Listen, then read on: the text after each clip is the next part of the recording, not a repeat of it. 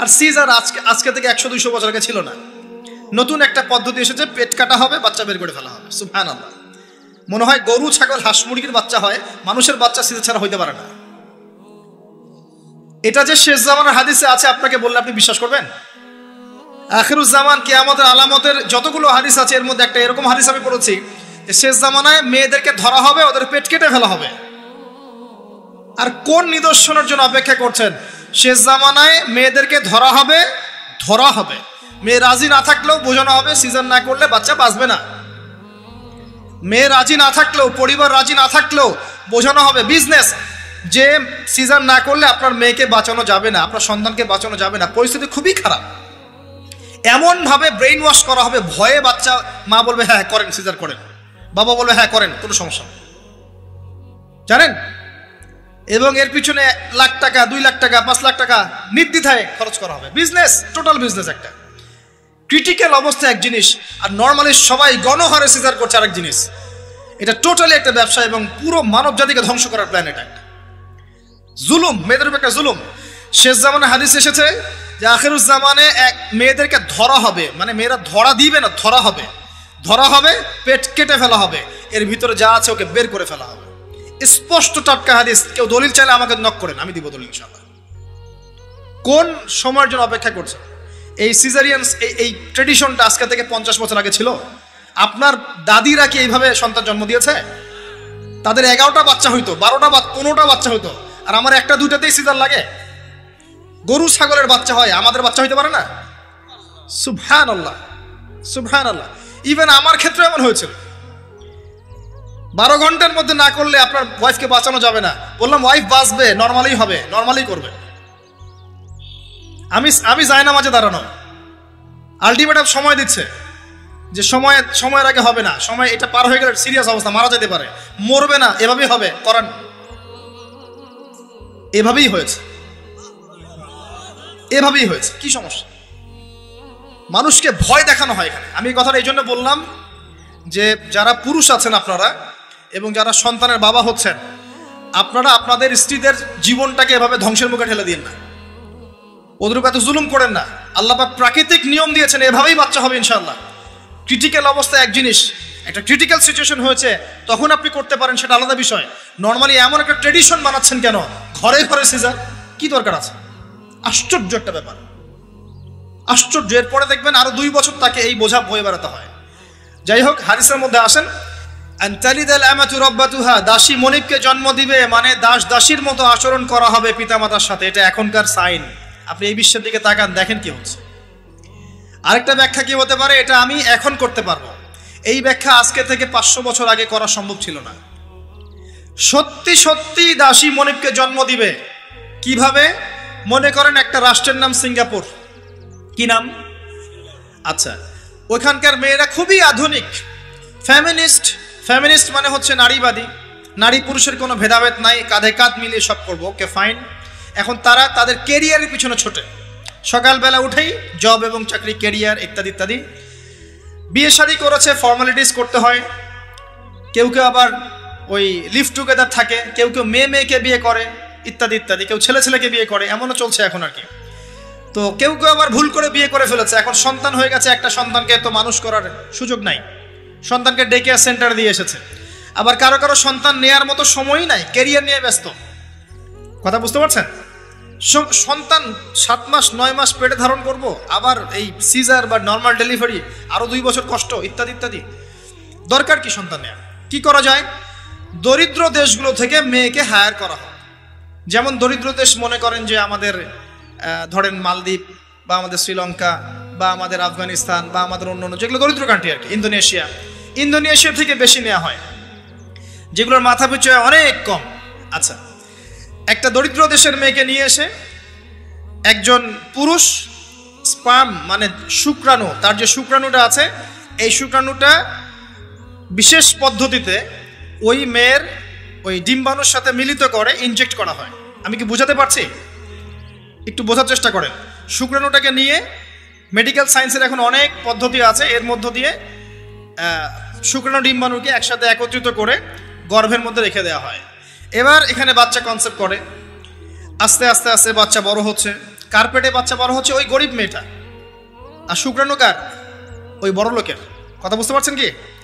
যার স্বামী আর স্ত্রী দুজনে ব্যস্ত, সন্তান নেওয়ার ফুরসত নাই, স্ত্রীর সন্তান নেওয়ার ফুরসত নাই, স্ত্রী ব্যস্ত ক্যারিয়ারের পেছনে, ফ্যামিনিস্ট। এবার 9 মাস এই মেয়েটাকে খুব ভালো মতো খাওয়ানো হবে, ভালো খাওয়ানো হবে, ফ্রেশ পানি খাওয়ানো হবে, ফ্রেশ খাবার, একদম তরতাজা একটা বাচ্চা চাই। 9 মাস পরে এই মেয়ে বাচ্চা খালাস করলো, সিজার হলো বা নর্মাল ডেলিভারি হলো।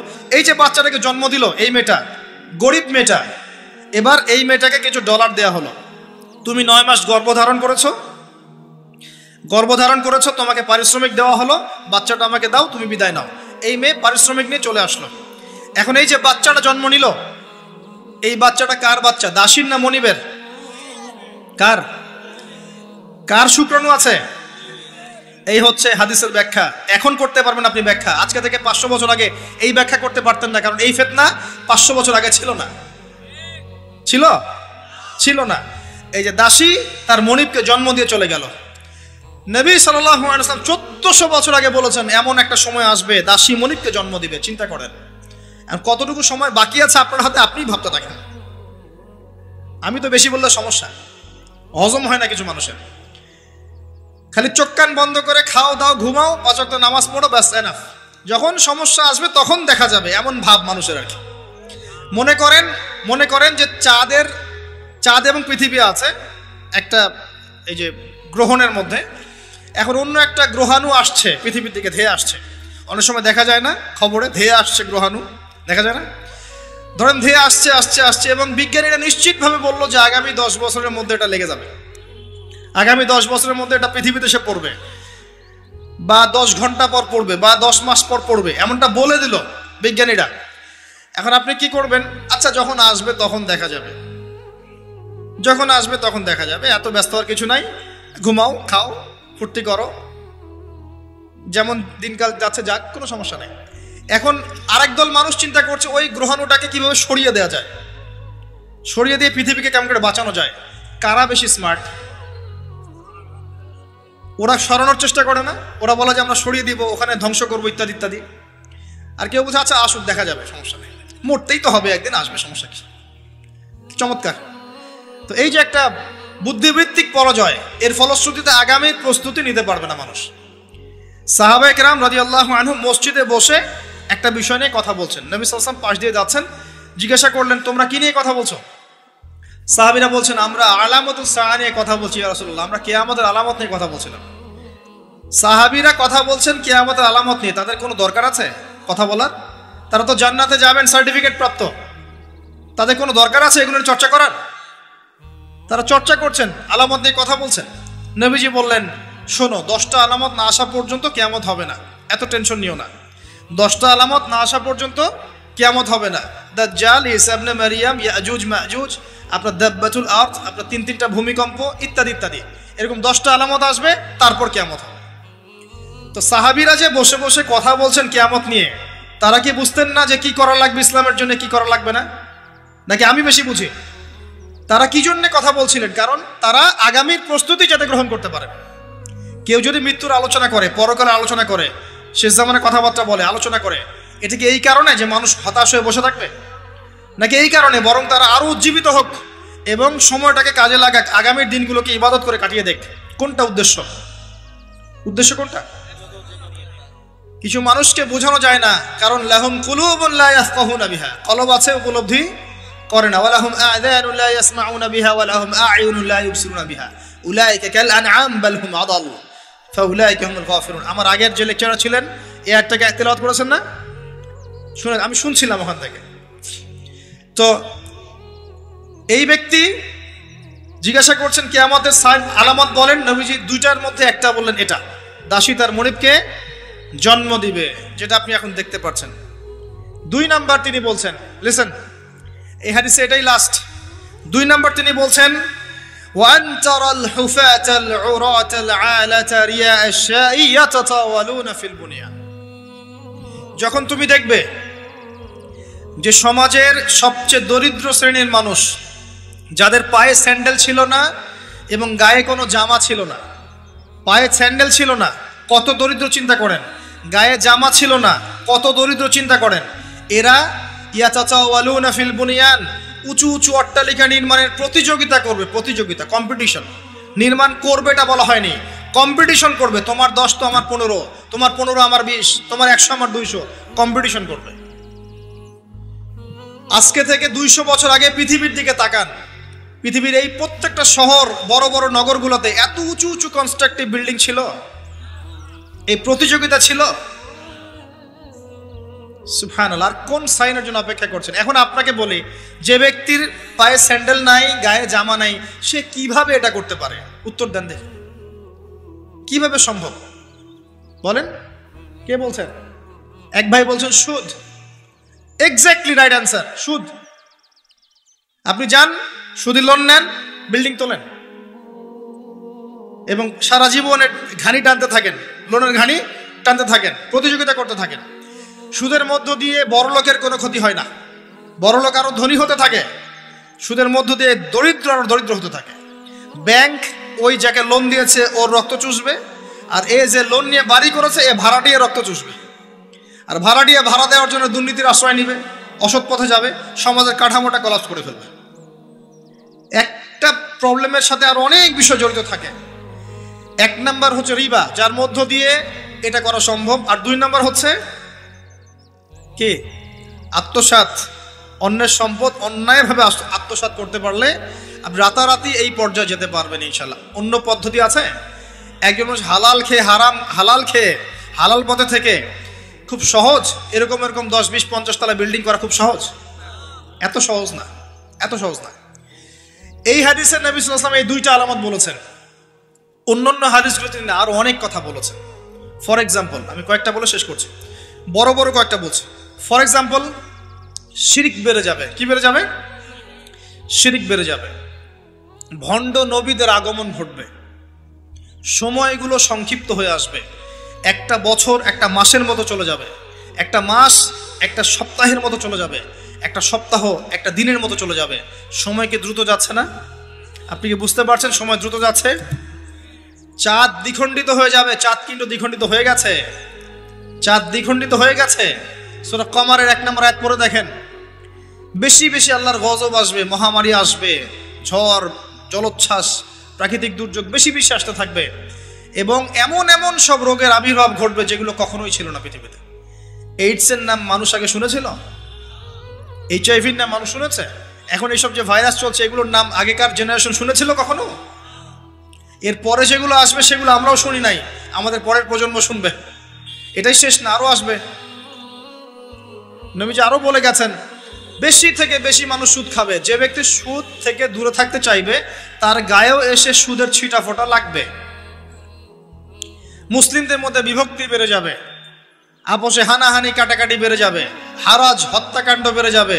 এত বেশি হত্যাকাণ্ড হবে যে মানুষকে হত্যা করছে ও জানবে না কেন হত্যা করছি, যে নিহত হবে সেও বুঝবে না কেন আমাকে মারা হবে। প্রথম বিশ্বযুদ্ধের ইতিহাস একটা লেকচারে বলেছি, সেকেন্ড ওয়ার্ল্ড ওয়ারের ইতিহাসটা বলেছিলাম। এগুলো দেখেন, সারা বিশ্বে কত মানুষকে মারা হয়েছে বিগত শতাব্দীতে, 100-150 বছর দেখে নিন। হারাজ হত্যাকাণ্ড, প্রচুর হত্যাকাণ্ড। প্রথম ওয়ার্ল্ড ওয়ারেই মিনিমাম 3 থেকে 4 কোটি মানুষকে মারা হয়েছে। দ্বিতীয় ওয়ার্ল্ড ওয়ারে 7 থেকে 8 কোটি মানুষকে মারা হয়েছে। সামনে যেটা আসবে ওখানে দেখবেন পৃথিবীর 1/3 মানুষই শেষ। অপেক্ষা করতে থাকেন। আরো বলেছেন জেনা বাড়বে, জেনা ঘরে ঘরে জেনা থাকে। আরো বাড়বে পরকিয়া, ব্যভিচার, আপনার পারিবারিক কাঠামো ভেঙে যাবে, সমাজের বন্ধন বলে কিছু থাকবে না, ভেঙে যাবে। এটা তিরমিজিতে আছে এই হাদিসটা। মসজিদগুলো হবে চাকচিক্যময়, হেদায়েত শূন্য শেষ জামানায়। দেখেন মসজিদগুলো এক একটা তাজমহলের মতো, ভিতরে হেদায়েত নাই। ইসলামের খালি নাম থাকবে, মানুষ ইসলামের মূলনীতি থেকে সরে আসবে। কোরআনের খালি মাসহাফ থাকবে, মানুষ কোরআনের শিক্ষা থেকে সরে আসবে। মানুষ কোরআন পড়বে, কোরআনের মূল মেসেজগুলো, মূল নীতিগুলো ওর গলার নিচে নামবে না। হাদিস, মানুষ কোরআন পড়বে, কোরআনের শিক্ষাগুলো গলার ভিতরে ঢুকবে না।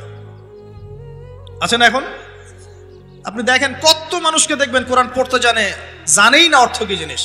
আর যদি কেউ বলে অর্থ পড়ার দিকে উৎসাহিত করে, অর্থ পড়া উচিত, অর্থের দিকে যান, বলবে ওকে আবার বিতর্কিত করা শুরু করে দিবে। মানুষকে তো উৎসাহ দেওয়া দরকার যে আপনারা অর্থ পড়েন, তাহলে কোরআনের মূল মেসেজটা বুঝতে পারবেন। একজন আলেমের কাজ কি? মানুষকে কোরআনের মূল মেসেজটা শিক্ষা দেয়া, উৎসাহিত করা। আপনি তেলাওয়াত করলে তো নাকি পাবেনই, অবশ্যই প্রত্যেক হরফে 10 নাকি পাবেন, কিন্তু তেলাওয়াত করলেই কি অর্থ বুঝতে পারবেন? অর্থ না বুঝলে কি ভিতরের কথাগুলো হজম করতে পারবেন, শিখতে পারবেন? এটা বোঝার জন্য কি লাগে ভাই? সামান্য কমন সেন্স যথেষ্ট। নবীজি বলেছেন জেনা বাড়বে এবং নারীদের সংখ্যা বাড়বে, মেয়েদের সংখ্যা বাড়বে। মেয়েদের সংখ্যা বাড়তে থাকবে, এমন একটা সময় আসবে প্রত্যেক একজন পুরুষের জন্য 40 জন মহিলার দায়িত্ব চলে আসবে।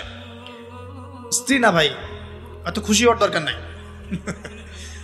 স্ত্রী কথা বলা হয়নি, 40 জন মহিলার দায়িত্ব চলে আসবে। আপনার মা, বোন, খালা, ফুফু সব মিলে দেখবেন 40টা ফ্যামিলি আপনাকে টানতে হচ্ছে, আপনি একজন পুরুষ। আস্তে আস্তে এগুলো বাড়ছে না? বাড়ছে। মহিলারা পুরুষদের পোশাক পরবে আর পুরুষেরা মহিলার পোশাক পরবে, এটা বড় সাইন।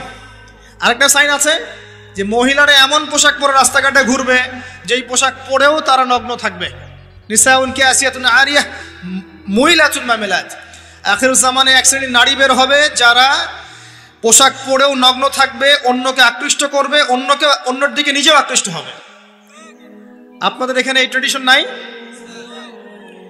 বলতে থাকলে ভাই রাত শেষ হয়ে যাবে, আমি আলোচনা গুটিয়ে নেওয়ার চেষ্টা করছি। মূল কথা হচ্ছে ভাই যে আলামাতুস সাআ নিয়ে কথা বললে অনেক কথা বলা যায়। মূল বিষয়টা হচ্ছে আমাদের ইসলাম। ইসলামের বেইজ, ইসলামের পিলার, মূল বিষয় হচ্ছে ঈমান, মূল বিষয় হচ্ছে ইহসান এবং আগামীর বিশ্ব সম্পর্কে সচেতনতা। যখন আমি দেখছি যে একটার পর একটা আলামত আসতেই আছে এবং যেতেই আছে, এবং এই বিশ্ব যা দেখছে আগামী বিগত বিশ্বটা দেখে নাই, তখন আমাদের উচিত প্রথমত সতর্ক হওয়া। প্রথম কাজ কি করা উচিত? সতর্ক হওয়া উচিত। তারপর তওবা করা উচিত, খালেস তওবা করে ফিরে আসা উচিত। যারা নামাজ পড়ি না, নামাজ ধরা উচিত। যারা নামাজ পড়ি, জামাতে নামাজ পড়া উচিত। আমাদের উচিত হালাল রিজিক অন্বেষণ করা, আমাদের উচিত জ্ঞান অর্জন করা, পড়াশোনা করা, কোরআন হাদিস পড়াশোনা করা, গবেষণা করা, স্টাডি করা এবং সন্তানদেরকে এগুলো শেখানো। আমাদের উচিত মানব সেবায় কাজ করা, উচিত আদর্শ পরিবার গঠন করার চেষ্টা করা, যুব সমাজকে দিনের ভালো ভালো কথাগুলো বলা, ওদেরকে হারাম পথ থেকে ফিরিয়ে আনার চেষ্টা করা, মা বোনদেরকে পর্দা রাখার চেষ্টা করা, এবং আমাদের কাছে যতটুকু সামর্থ্য আছে আমাদের জানমাল, সময়, শ্রম, কথা, আমাদের কলম ইত্যাদি, এগুলোকে দিয়ে দিন ইসলামের খেদমত করার চেষ্টা করা, যাতে আগামী দিনে যে বিশ্বটা আসবে ওই বিশ্বে আমাদের সন্তানরা ইসলাম নিয়ে বাঁচতে পারে। এটাই তো হওয়া উচিত। এর চেয়ে বেশি আমাদের কি করার আছে? আল্লাহ পাক আমাদের সবাইকে ইসলামের এই কাজগুলোকে করার তৌফিক দান করুন এবং আখিরুজ জামান সম্পর্কে সচেতন থাকার তৌফিক দান করুন। এবার এই ব্যক্তি চলে যাচ্ছেন, শেষ করি। কোন ব্যক্তি ভাই? সাদা ব্যক্তি, হ্যাঁ। এই ব্যক্তি চলে যাচ্ছেন আর উমর রাদিয়াল্লাহু আনহু পাশে বসে আছেন। তিনি বলছেন ফালাবিস্তু মালিয়ান, আমি চুপচাপ বসে থাকলাম। এই ব্যক্তি উঠে চলে গেল। সাহাবায়ে কেরাম বসে থাকলাম চুপচাপ, যেন গাধের মধ্যে পাখি বসে আছে। এবার নবী সাল্লাল্লাহু আলাইহি ওয়াসাল্লাম কিছুক্ষণ চুপচাপ বসে থাকলেন, মাথা নিচু করে। এবার তিনি বললেন, ইয়া ওমর, হে ওমর, আতাদরি মানিস সাইল, তুমি কি জানো এই যে ব্যক্তি প্রশ্ন করতে এসেছিল, এই ব্যক্তি কে ছিল? ওমর, তুমি কি জানো? ওমর ইবনে খাত্তাব বলছেন, আল্লাহু ওয়া রাসূলুহু আলাম, আল্লাহ এবং তার রাসূল ভালো জানেন কে ছিল, আমি তো জানি না। তখন নবী সাল্লাল্লাহু আলাইহি ওয়াসাল্লাম বলছেন, ইন্নাহু জিবরিল, এই ব্যক্তি ছিল জিবরাইল আলাইহিস সালাম। সুবহানাল্লাহ। আতাকুম ইউআল্লিমুকুম দীনাকুম, তিনি এসেছিলেন তোমাদেরকে তোমাদের দ্বীন ইসলাম শেখাতে। কি জন্য এসেছিলেন? প্রশ্নোত্তরের মাধ্যমে তোমাদেরকে তোমাদের দ্বীন ইসলাম শেখাতে এসেছেন। জিবরাইল আলাইহিস সালাম মাটিতে এসেছেন, মানুষের রূপ ধরে। পৃথিবীতে ইতিহাসে একবারই তিনি জনসমক্ষে এসেছেন, সবার সামনে মানুষের রূপ ধরে। অন্য সময় জনসমক্ষে আসেন নাই। নবী সাল্লাল্লাহু আলাইহি ওয়াসাল্লামের কাছে একা একা এসেছেন, কিন্তু সবার সামনে পাবলিকলি একবার এসেছেন। এই হাদিসটার নাম হাদিসে জিবরিল। মিশকাতে আছে, সহিহ মুসলিমের মধ্যেও আছে, 2 নম্বর এবং 9 নম্বর হাদিস, দেখে নিয়েন। তোমাদেরকে তোমাদের দ্বীন শেখাতে এসেছেন। তাহলে দ্বীনের মধ্যে মূল বিষয়গুলো কি? 1 নম্বর ইসলামের পিলার কি কি, 2 নম্বর ঈমানের পিলারগুলো কি কি, 3 নম্বরে ইহসান কি জিনিস, এবং 4 নম্বর শেষ জামানা সম্পর্কে সচেতনতা। এগুলো কি ইসলামের অংশ না? তোমাদেরকে তোমাদের দ্বীন শেখাতে এসেছেন। 4টা প্রশ্নকে আপনি যদি পার্সেন্টেজ করেন, এক একটা প্রশ্ন হচ্ছে 25% করে, তাই না? 100%-এর 25% করে। তার মানে শেষ জামানা সম্পর্কে সচেতন থাকাটা আপনার দিনের মধ্যে 25%। আল্লাহ পাক আমাদেরকে সচেতন হওয়ার তৌফিক দান করুন। আমরা দোয়া করি আল্লাহ পাক আমাদের সবাইকে দিনের সঠিক জ্ঞান অর্জন করার তৌফিক দান করুন, ইসলামের মূল বিষয়গুলোকে মেনে চলার তৌফিক দান করুন, ইসলামের দাওয়াত মানুষের কাছে পৌঁছানোর তৌফিক দান করুন। আল্লাহ পাক আমাদেরকে পরিপূর্ণ মুমিন বানিয়ে দেখ, ইমানদার বানিয়ে দেখ। আল্লাহ পাক আমাদেরকে ইহসান দান করুন যেন আমরা প্রত্যেকটা মুহূর্তে সচেতন থাকতে পারি আল্লাহ আমাকে দেখছেন। আল্লাহ পাক শেষ জামানার এই ফিতনাময় পরিবেশে ঈমান আমল নিয়ে চলার জন্যে আমাদেরকে জ্ঞান, আমাদেরকে আমল, আদর্শ পরিবার, হালাল রিজিক এবং তাসকিয়া আত্মশুদ্ধি আল্লাহ পাক আমাদেরকে দান করুন। আমিন। আকুলু কাওলি হাযা আস্তাগফিরুল্লাহ লি ওয়া লাকুম ওয়া লিসাইল মুসলিমিন। বারাকাল্লাহু লানা ওয়া লাকুম বিল আয়াতিল হাকীম ইন্নাহু তাআলা জাওয়াদুন কারীম ওয়ার গফুর রহিম। সবাই দোয়া পড়ি আমরা, বলেন সুবহানাকা আল্লাহুম্মা ওয়া বিহামদিকা আশহাদু আল লা ইলাহা ইল্লা আনতা আস্তাগফিরুকা ওয়া আতুবু ইলাইক। আসসালামু আলাইকুম ওয়া রাহমাতুল্লাহি ওয়া বারাকাতুহু।